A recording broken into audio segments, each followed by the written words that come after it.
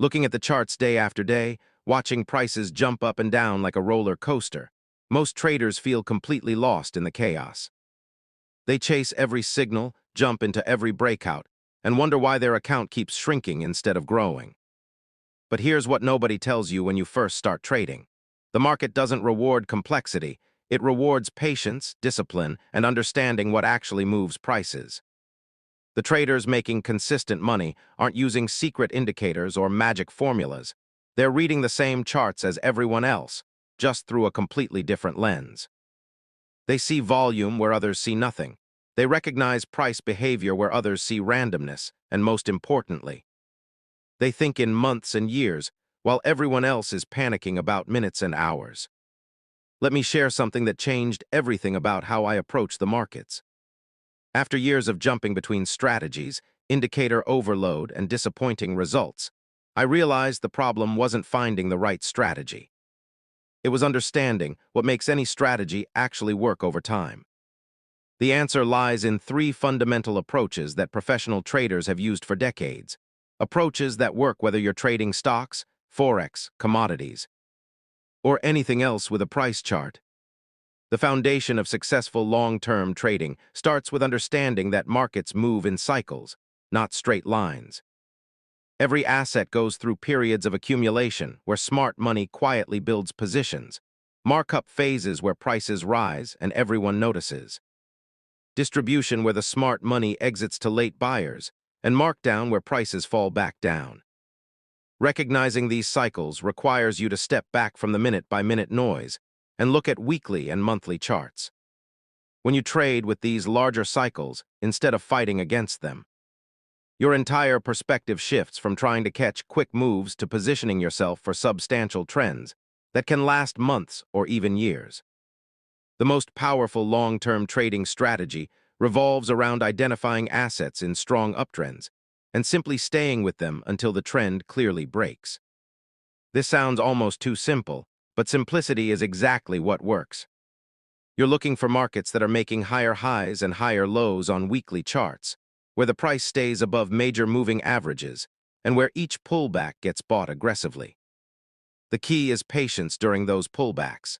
When everyone else panics during a normal correction within an uptrend, you're either holding your position confidently or looking to add more. This requires developing the mental strength to ignore short-term volatility and trust the larger structure of the market. Position sizing becomes critical in long-term trading because you need to survive the inevitable drawdowns that come with any position held for months. Professional traders typically risk only 1 to 2% of their capital on any single trade, which feels frustratingly small when you're eager to make money quickly. But this conservative approach means that even a string of losses won't devastate your account.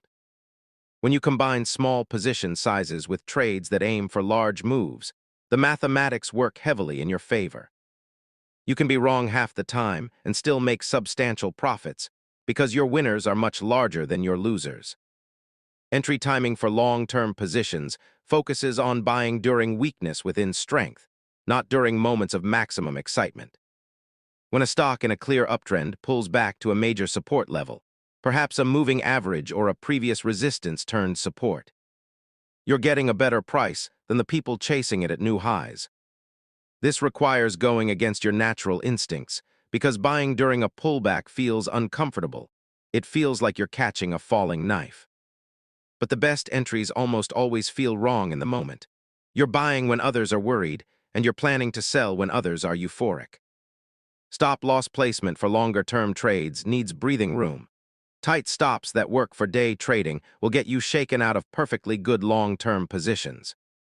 Instead, you place stops below significant structural levels, areas where if price reaches them, the entire thesis for the trade has changed.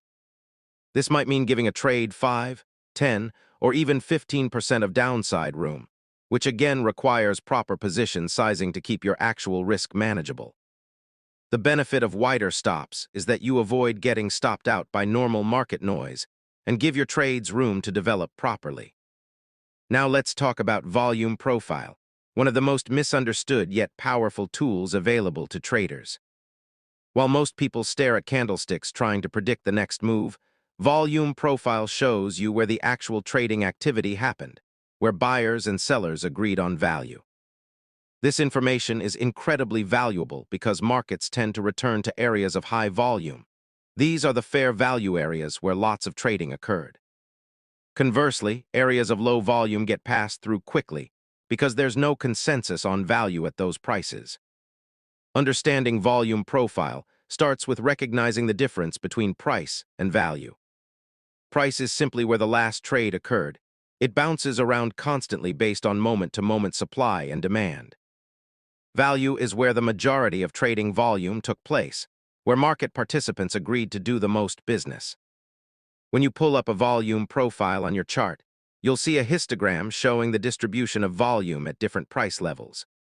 The point of control, the price level with the most volume, acts like a magnet. Prices tend to gravitate back toward these high-volume areas when they move away from them. The practical application of volume profile in your trading is identifying areas of support and resistance that actually matter.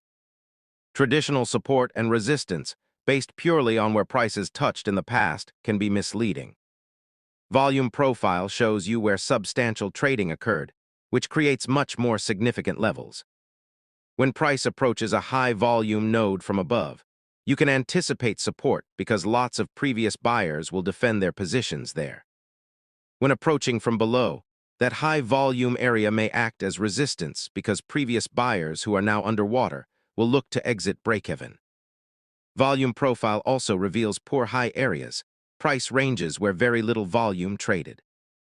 These low-volume zones happen when prices moved quickly through a level, creating what traders call acceptance gaps or value gaps.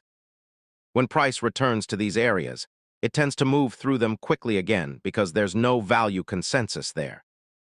You can use these zones to set price targets, knowing that once price enters a low-volume area, it will likely travel to the other side, quickly looking for the next high-volume area where trading can occur efficiently. One of my favorite volume profile strategies involves waiting for price to break out of a high-volume consolidation zone. When a market spends weeks building volume at a certain price range, it's establishing a new value area. Eventually, buyers or sellers will win the battle and push price out of this zone. Once the breakout occurs, that previous high-volume area now acts as strong support on pullbacks if the breakout was upward, or resistance on rallies if it broke downward. The best part is these setups work across all timeframes. You can find them on daily charts for swing trades or even hourly charts for shorter-term positions. Combining volume profile with market structure gives you a complete picture of what's actually happening. You're not just seeing where price went, you're seeing where participants agreed to do business and where they didn't. This helps you avoid getting caught in traps that fool traders who only watch price. For example, price might make a higher high, which looks bullish on a regular chart. But if volume profile shows that high was made on very low volume with price quickly rejecting back down, you know that new high wasn't accepted as value. Smart traders don't chase that breakout. They wait for price to return to the high volume value area and look for directional clues there. Simple price action trading strips away all the indicators, oscillators, and complex systems to focus purely on how price behaves at key levels. This approach recognizes that price contains all available information. Every news event, every earnings report, every economic data release, every trader's opinion, everything gets distilled into one simple output. Did price go up or down? And how did it move when it got there? Learning to read price action is like learning a new language. At first it seems like meaningless squiggles, but once you understand it, you can see the story of battle between buyers and sellers playing out in real time. The foundation of price action trading is identifying market structure, the sequence of highs and lows that define whether a market is trending or ranging. In an uptrend, you get higher highs and higher lows, each peak and trough higher than the last. In a downtrend, lower highs and lower lows. In a range, price bounces between a ceiling and floor without making progress in either direction. This sounds elementary, but most traders fail to correctly identify what structure they're in, leading them to use trending strategies in ranges or ranging strategies in trends. both recipes for losses. Once you've identified the structure, price action trading focuses on how price behaves at key levels within that structure. In an uptrend, you're watching what happens when price pulls back to support levels. Does it bounce strongly on high volume, showing demand? Does it hesitate and form small indecision candles before bouncing, showing buyers need time to overwhelm sellers? Or does it slice through support like butter, suggesting the trend might be over? These behavioral clues tell you whether to take the trade, wait for more confirmation, or avoid it entirely. Candlestick patterns form the vocabulary of price action, but not in the way most beginners use them. Forget about memorizing dozens of exotic patterns with fancy names. Focus on a handful of reliable formations that show genuine shifts in supply and demand. A pin bar or hammer at support in an uptrend shows rejection of lower prices. Buyers stepped in forcefully and pushed price back up, leaving a long tail. An engulfing candle, where one candle's body completely covers the previous candle, shows a strong shift in momentum. One side completely overwhelmed the other. These patterns mean something because they represent actual battle outcomes between buyers and sellers, not because some book said they're bullish or bearish. Context makes all the difference with price action patterns. A pin bar in the middle of nowhere on a chart means nothing. That same pin bar rejecting off a major support level where previous buyers have money at risk, that means something. A break of structure where price takes out a significant high or low means something because it invalidates the previous pattern and forces trapped traders to react. Price action traders are constantly asking, where am I in the larger structure? And what does this price behavior mean at this specific location? Support and resistance in price action trading comes from obvious levels where price previously reversed or consolidated. You're looking for areas that even a child could identify on a chart, big round numbers, previous major highs and lows, areas where price spent substantial time consolidating. These levels work not because of mystical properties, but because thousands of other traders can see them too. Previous buyers have stops below support levels. Previous sellers have stops above resistance levels. New traders are waiting at these levels to enter. And all this combined activity creates self-fulfilling prophecies that make these levels significant. The beauty of price action trading is it works on any market and any time frame because you're trading human behavior, not indicators that might work in some conditions but fail in others. Whether you're looking at a 5-minute chart or a monthly chart, you're seeing the same patterns of trending, ranging, breaking out, and pulling back. The psychological forces driving these patterns remain constant because human nature doesn't change. Greed, fear, hope, regret. These emotions drove traders 100 years ago and they drive traders today, leaving the same footprints in price action. Trading false breakouts is one of the most profitable price action strategies once you learn to spot them. Markets love to trap traders by briefly breaking important levels before reversing sharply. This happens because breakouts attract momentum traders and stop out traders positioned on the wrong side, creating a surge of orders. Once these orders are filled and there's no follow-through, price snaps back, trapping everyone who chased the breakout. You can profit from this by waiting for breakouts to fail, entering when price moves back inside the previous range, targeting a move to the opposite side of the range. Learning to read the strength or weakness of a move is crucial in price action trading. Strong moves happen on long candles with small wicks, showing one side dominated. Price barely pauses as it moves through levels. Weak moves have lots of overlapping candles, long wicks showing rejection, and price grinds slowly rather than surging.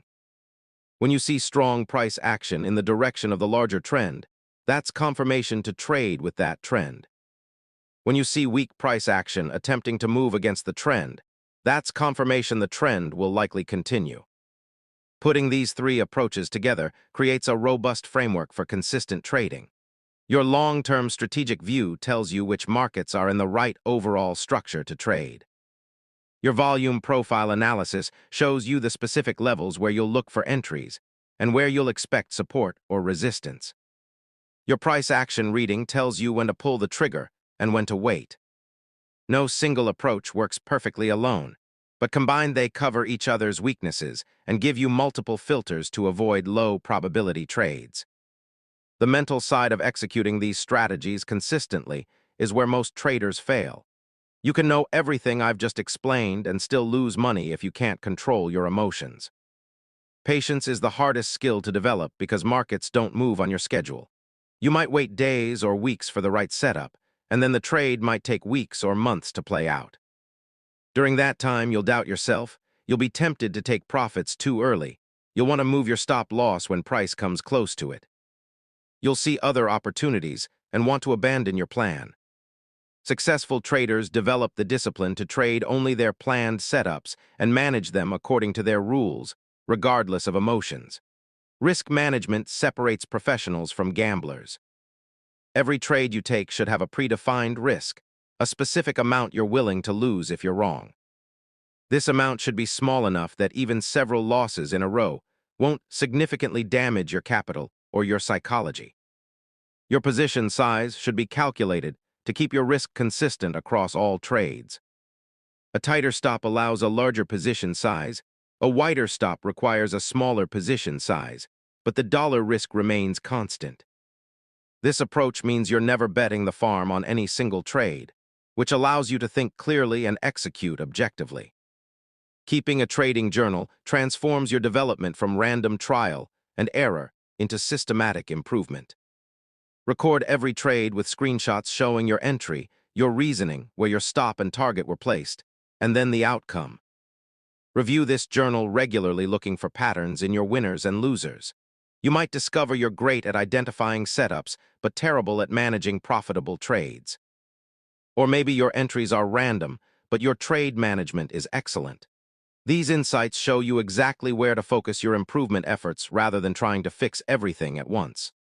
The markets will humble you repeatedly regardless of which strategies you use. You'll have drawdowns, losing streaks, and trades that seemed perfect but failed anyway. This is normal and unavoidable. What separates traders who eventually succeed from those who quit is how they respond to these inevitable difficulties. Successful traders view losses as the cost of doing business. They review what happened, extract any lessons, and move on without emotional damage. They don't revenge trade, they don't abandon their strategy after a few losses, and they don't risk more to try to get back to break-even quickly.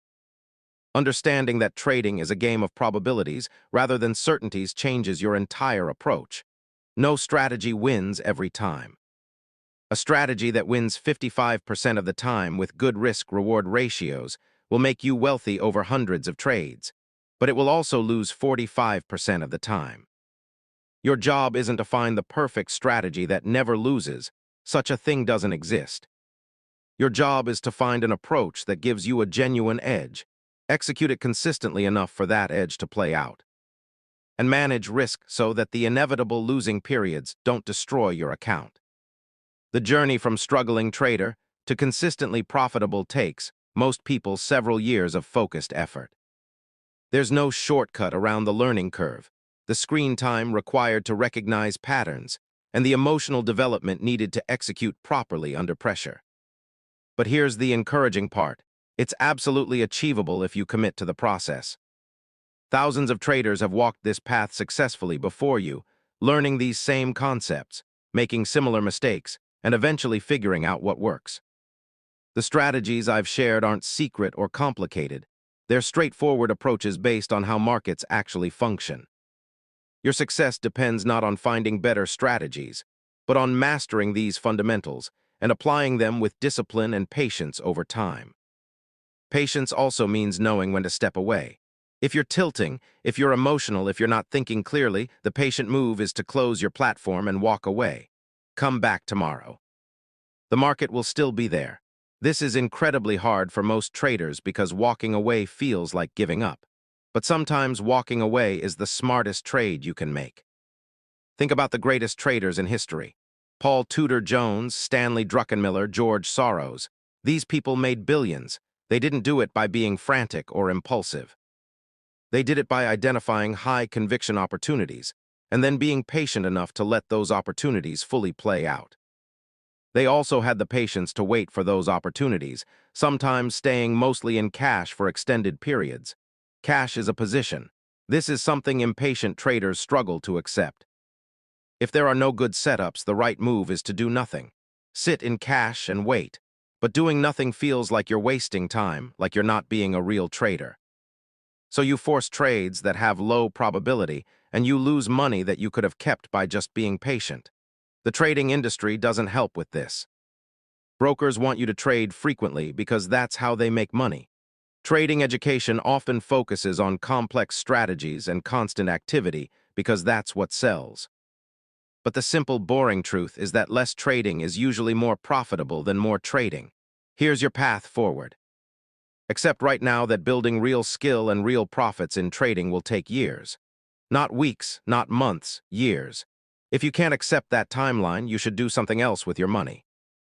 But if you can accept it, if you can commit to being patient, to following a process, to learning from your mistakes without letting them destroy you, you actually have a chance. Start small. Risk tiny amounts until you prove to yourself that your strategy works. Give each trade the time and space it needs to play out. Don't check your positions obsessively.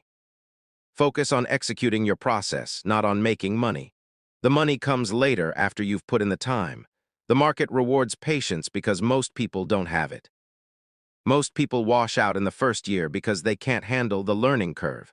They can't handle the boredom of waiting for setups. They can't handle the discomfort of holding through normal volatility. If you can do those things, if you can be patient when everyone else is frantic, you have an edge that no indicator or pattern can give you. Trading profits aren't found in the next hot stock or the perfect strategy. They're found in your ability to execute a decent strategy with patience and discipline over and over again. That's it. That's the secret that costs people years and thousands of dollars to learn. Be patient with the process, be patient with your trades, and be patient with yourself. Everything else is just noise.